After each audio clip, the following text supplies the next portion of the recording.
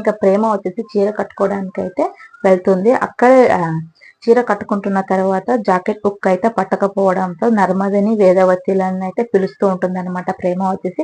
ఇంతలో ధీరజ్ అయితే వచ్చి వాళ్ళు పనిలో బిజీగా ఉన్నారు, వాళ్ళని ఎందుకు పిలుస్తున్నావు, ఏం కావాలి అని అడుగుతాడు అనమాట. ధీరజ్ వచ్చేసి కంగారు పడిపోయిన ప్రేమ వచ్చేసి ఏం లేదు అని అంటుంది అనమాట. సర్లే వెళ్దాం పదా అని ఇంక అంటాడు ధీరజ్ వచ్చేసి.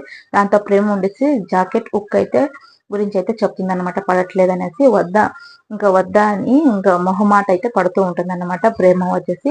ఇంకా ప్రతి దానికి నోరేసుకుని పడిపోతావు కదా, ఇప్పుడు మాట్లాడవేంటి, ఏంటో చెప్పు అని ఇంకా అరుస్తాడు ధీరజ్ వచ్చేసి. దాంతో ప్రేమ జాకెట్ హుక్స్ అయితే పడటం లేదు, ఈ విషయాన్ని చెప్పడానికి ఆడపిల్లకి సిగ్గు ఉంటుంది రా సచ్చినోడా అనేసి ఇంకా ప్రేమ అయితే అంటుంది అనమాట. దాంతో ధీరజ్ వచ్చేసి వాళ్ళు వచ్చేలా లేదు, ఏం చేద్దామని అంటాడు. ఇంకా ధీరజ్ వచ్చేసి ఎవరో ఒకరు హెల్ప్ అయితే చేస్తే తప్ప ఈ హుక్ అయితే సెట్ అవ్వదు అని అంటుంది ప్రేమ వచ్చేసి. ఇంకా ఆ మాటతో ధీరజ్ వచ్చేసి అటు ఇటు చూసి ఇక్కడ ఎవరు లేరు కదా, ఆ హుక్ నేనే సెట్ చేస్తా అని అంటాడు అనమాట. నువ్వా, వద్దు వద్దు అని ఇంకా మొహమాటంగా పడుతుంది అనమాట ప్రేమ వచ్చేసి.